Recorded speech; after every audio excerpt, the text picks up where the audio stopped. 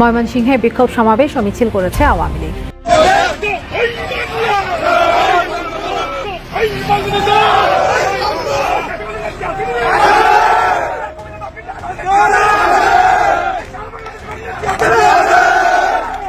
সারা বাংলাদেশে যে জাতীয় যে বেঈমান এবং সে সন্ত্রাসী দল বিএনপি জামাত, তার প্রতিবাদে বাংলাদেশ আওয়ামী লীগের নেতৃত্বে আমরা বাংলাদেশের নেতা কর্মী যারা আছি আওয়ামী লীগের, তারা রাস্তায় নেমে এসেছি। এবার ময়মনসিংহে প্রকাশ্যে বাসাতে আওয়ামী লীগ ও যুবলীগ নেতা কর্মীদের বিক্ষোভ মিছিল। নেই কোনো মাস্ক, নেই কোনো হেলমেট, নেই কোনো পুলিশের হাতে গ্রেপ্তার হওয়ার ভয়। এবার বিভিন্ন জায়গায় নিজেদের অস্তিত্বে জানান দিচ্ছে আওয়ামী লীগ। শুধু ঢাকা, ধানমন্ডি, রাজধানীতে সীমাবদ্ধ নয়, দেশের বিভিন্ন জায়গায় বিক্ষোভ মিছিল করছে আওয়ামী লীগের নেতা কর্মীরা। যেন রাজপথে ওপেন চ্যালেঞ্জ দিচ্ছে আওয়ামী লীগ। এবার মাস্ক, হেলমেট ছাড়াই ময়মনসিংহে বাসাতে প্রকাশ্যে শেখ হাসিনা আসবে, বাংলাদেশ আসবে এমন স্লোগানে বিক্ষোভ মিছিল করেছে আওয়ামী লীগ ও যুবলীগের নেতা কর্মীরা।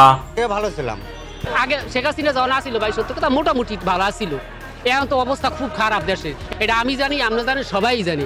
আগের চেয়ে আমরা বহুত কষ্ট আছি বর্তমানে যে অবস্থা। আগে যদি দৈনিক 1000 টাকা কামাইছি তাহলে 1-2 দিন কামাই গেছে। আওয়ামী লীগ সরকারের সময় ভালো ছিলেন না এখন ভালো আছেন?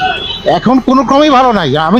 আওয়ামী লীগের সময় আমরা ভালো ছিলাম, জিনিসপত্রের দামও সস্তা ছিল এবং মানুষের মনে একটা স্বস্তি ছিল, কিন্তু এখন সেই বিষয়টা নাই, একদম নাই।